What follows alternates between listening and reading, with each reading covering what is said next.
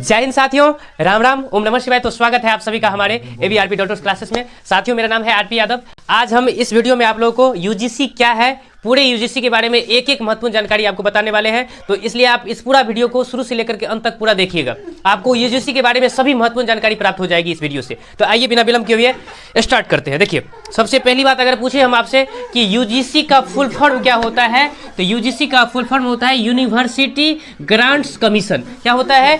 University grants commission.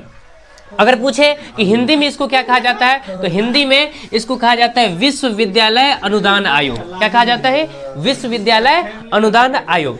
अगर पूछे कि यूजीसी की स्थापना कब हुई थी, तो यूजीसी की स्थापना 1953 ईस्वी में हुई थी। कब हुई थी? 1953 ईस्वी में। लेकिन अगर पूछे कि यूजीसी को सांविधिक निकाय कब बनाया गया, यूजीसी को कौन सा निकाय, सांविधिक निकाय कब बनाया गया, तो 1956 ईस्वी में। कितने ईस्वी में? 1956 ईस्वी में। अगर हम आपसे पूछे कि यूजीसी को सांविधिक निकाय जो है किस एक्ट के तहत बनाया गया, तो उस एक्ट का नाम है यूजीसी एक्ट 1956। यूजीसी एक्ट 1956 के तहत यूजीसी को सांविधिक निकाय बनाया गया। इसके अलावा अगर पूछे कि यूजीसी की मुख्यालय कहाँ है, तो यूजीसी की मुख्यालय नई दिल्ली में है। कहाँ पर है? यूजीसी की मुख्यालय नई दिल्ली में है। इसके अलावा अगर बात की जाए कि यूजीसी के टोटल कितने क्षेत्रीय केंद्र है, तो यूजीसी के टोटल क्षेत्रीय केंद्रों की संख्या जो है 6 है। टोटल क्षेत्रीय केंद्रों की संख्या 6 है। कहाँ कहाँ पर है, तो पुणे, भोपाल, कोलकाता, हैदराबाद, गुवाहाटी और बेंगलुरु। और इसके अलावा अगर पूछे कि यूजीसी के मुख्य कार्य क्या है, तो यूजीसी के मुख्य कार्य जो है, पहला कार्य अगर बात की जाए तो यूजीसी का कार्य है विश्वविद्यालय को मान्यता देना। यानी कि भारत में जो भी विश्वविद्यालय है उसको मान्यता देने का काम कौन करते हैं, तो यूजीसी करते हैं ना। अगर कहें कि सरकारी विश्वविद्यालय और कॉलेज को अनुदान कौन प्रदान करता है, तो सरकारी विश्वविद्यालय और जो भी कॉलेज है उसको अनुदान प्रदान करते कौन, यही यूजीसी करते हैं ना। यानी कि सरकारी विश्वविद्यालय और कॉलेजों को फंडिंग देने का काम कौन करते हैं, फंडिंग करने का काम कौन करते हैं, तो यही यूजीसी करते हैं। ठीक है। अगर बात की जाए इसका अगला कार्य क्या है, तो जितने उच्च शिक्षा के लिए पाठ्यक्रम, उच्च शिक्षा के लिए पाठ्यक्रम, परीक्षा और शोध यानी कि रिसर्च के नियम को बनाना भी यूजीसी का ही काम है। उच्च शिक्षा के लिए पाठ्यक्रम, परीक्षा और रिसर्च के लिए जो है नियम बनाते हैं वो यूजीसी ही बनाते हैं। इसके अलावा पूछे इसका और काम क्या है, तो केंद्र और राज्य सरकारों के बीच जो है शिक्षा को लेकर के तालमेल बिठाना भी किसका काम है, यूजीसी का ही काम है। ठीक है। तो ये तो हो गया इसका मुख्य कार्य। पहला मुख्य कार्य क्या है कि विश्वविद्यालय को, भारत में जो भी विश्वविद्यालय है उसको मान्यता देना किसका काम है, तो यूजीसी का काम है। जितने भी सरकारी विश्वविद्यालय है और कॉलेज है उसको अनुदान प्रदान करना यानी ग्रांट्स प्रदान करना भी काम किसका है, तो यूजीसी का है। इसके अलावा और क्या है, तो उच्च शिक्षा के लिए पाठ्यक्रम, उच्च शिक्षा के लिए क्या चीज, पाठ्यक्रम, परीक्षा और शोध यानी कि रिसर्च के नियम को बनाना भी किसका काम है, यूजीसी का काम है ना। और केंद्र और राज्य सरकारों के बीच जो है शिक्षा को लेकर के तालमेल बिठाना भी काम यूजीसी का है ना। अब आइए यूजीसी से संबंधित कुछ ऐतिहासिक प्रश्न पर बात कर लेते हैं। देखिए, जैसे अगर हम पूछे कि यूजीसी की जो स्थापना है किस समिति की सिफारिश पर की गई थी, तो यूजीसी की स्थापना जो है डॉक्टर सर्वपल्ली राधाकृष्णन आयोग के सिफारिश पर की गई थी। इसी समिति के सिफारिश पर की गई थी। इसको जो है डॉक्टर सर्वपल्ली राधाकृष्णन आयोग को विश्वविद्यालय शिक्षा आयोग भी कहा जाता है। ठीक है। चलिए आगे अगर बात की जाए कि यूजीसी का उद्घाटन किसने किया था, तो यूजीसी का उद्घाटन जो है मौलाना अबुल कलाम आज़ाद ने किया था। किसने किया था? मौलाना अबुल कलाम आज़ाद ने।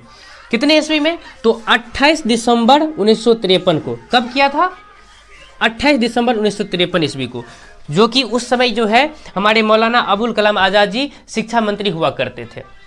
चलिए अगर पूछे हम कि यूजीसी का आदर्श वाक्य क्या है, तो यूजीसी का आदर्श वाक्य जो है ज्ञान विज्ञान विमुक्तिये है। क्या है? ज्ञान विज्ञान विमुक्तिये, अर्थात ज्ञान और विज्ञान से ही मुक्ति मिलती है। इसका अर्थ क्या है? ज्ञान और विज्ञान से ही मुक्ति मिलती है। ठीक है। चलिए अगर पूछे कि यूजीसी किस मंत्रालय के अंतर्गत आता है, तो यूजीसी जो है शिक्षा मंत्रालय के अंतर्गत आता है। किस मंत्रालय के अंतर्गत? शिक्षा मंत्रालय के अंतर्गत। आगे अगर बात करें कि यूजीसी अधिनियम की कौन सी धारा विश्वविद्यालयों को डिग्री देने का अधिकार देती है, यूजीसी अधिनियम की कौन सी धारा विश्वविद्यालयों को डिग्री देने का अधिकार देती है? तो इसका जवाब है धारा 22। कौन सी धारा है? धारा 22। धारा 22, ये धारा 22 जो है जो है ना विश्वविद्यालय को डिग्री देने का अधिकार देती है। चलिए आगे एक परीक्षा होता है, आप लोग जानते होंगे नेट का ना। तो नेट परीक्षा का जो है आयोजन कौन करवाता है? तो नेट परीक्षा का आयोजन करवाता है एनटीए। कौन करवाता है? एनटीए। इसका फुल फॉर्म अगर पूछे तो इसका फुल फॉर्म जो होता है नेशनल टेस्टिंग एजेंसी। तो नेट परीक्षा का जो आयोजन है वो करवाते हैं एनटीए।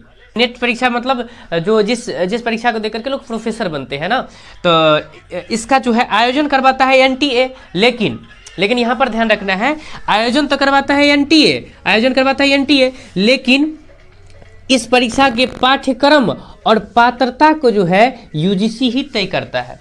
पाठ्यक्रम और पात्रता को कौन तय करता है? यूजीसी ही तय करता है। तो चलिए यहाँ तक जानकारी आपको प्राप्त हुई। अगर आगे हम आपसे पूछे कि न्यू एजुकेशन पॉलिसी 2020 के तहत यूजीसी को किसमें समाहित करने का प्रस्ताव है? तो जवाब है HECI। क्या जवाब है? HECI। यानी कि न्यू एजुकेशन पॉलिसी के अनुसार जो है यूजीसी को किसमें समाहित करने का प्रस्ताव है? तो HECI। HECI का फुल फॉर्म क्या होता है? The higher education commission of India. क्या है full form? Higher education commission of India, यानी हिंदी में इसको कहते हैं भारतीय उच्च शिक्षा परिषद। इसी में समाहित करने का प्रस्ताव है यूजीसी को। आगे हम आपसे अगर पूछे कि यूजीसी के अनुसार जो है केंद्रीय विश्वविद्यालयों की संख्या कितनी है? तो केंद्रीय विश्वविद्यालयों की संख्या जो है ना लगभग 54 से 56 के बीच में है ना, 54 से 56 है। हालांकि ये संख्या बदलती भी रहती है। आगे अगर पूछे कि CUET को अनिवार्य करने वाली संस्था कौन है? तो जवाब है यूजीसी ना। अब पूछेगा CUET क्या होता है? तो देखिए CUET एक तरह का एग्जाम होता है ना। ये एग्ज़ाम इस एग्ज़ाम से होता क्या है, जब आप ये एग्ज़ाम देंगे ना तो 12th के बाद जो है आप एक अच्छे सरकारी कॉलेज या प्राइवेट कॉलेज में एडमिशन ले सकते हैं ना, इस एग्ज़ाम को देने के बाद ही ना। तो इसको जो है अनिवार्य करने वाली संस्था कौन है? तो यही जवाब है इसका भी, क्या? यूजीसी ही इसको अनिवार्य किया था ना। चलिए आगे अगर हम बात करें कि विदेशी विश्वविद्यालयों को भारत में कैंपस खोलने की अनुमति देने के नियम किसने बनाए हैं? तो इसका भी जवाब है यूजीसी ना। जो भी विदेशी विश्वविद्यालय है उसको भारत में कैंपस खोलने की अनुमति देने का जो नियम बनाए हैं वो नियम किसने बनाए हैं? तो यूजीसी ने ही बनाए हैं ना। तो उम्मीद करते हैं कि जितनी भी जानकारी आपको बताए हैं अच्छी लगी हो ना। अगर जानकारी पसंद आई है तो चैनल को निश्चित रूप से सब्सक्राइब कीजिएगा और वीडियो को लाइक कीजिएगा, और कमेंट में आपको बताना है कि यूजीसी के वर्तमान में अध्यक्ष कौन है ना। और साथियों ऐसे ही महत्वपूर्ण जानकारियां हमारे चैनल पर आते ही रहते हैं, तो इसलिए चैनल को सब्सक्राइब जरूर कीजिएगा। चलिए तब तक के लिए विदा दीजिए। जय हिंद, जय भारत। और साथियों इस वीडियो से अगर आपको कुछ भी सीखने को मिला है तो हम यही कहना चाहेंगे कि आप ज़्यादा से ज़्यादा पेड़ लगाएं। अगर ज़्यादा संभव नहीं हो तो कम से कम 5 पौधा जरूर लगाएं। अगर 5 संभव नहीं हो तो कम से कम 1 पौधा जरूर लगाएं।